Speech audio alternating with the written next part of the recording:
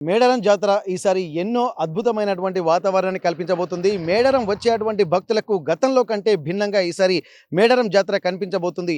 ఈ 2026 అనేది ఎంతో ప్రత్యేకంగా చెప్పుకోవచ్చు. ఎందుకంటే 2026 తర్వాత మేడారం, 2026 ముందు మేడారం అనేది ఇక్కడ మనం ఈసారి చెప్పుకోవచ్చు.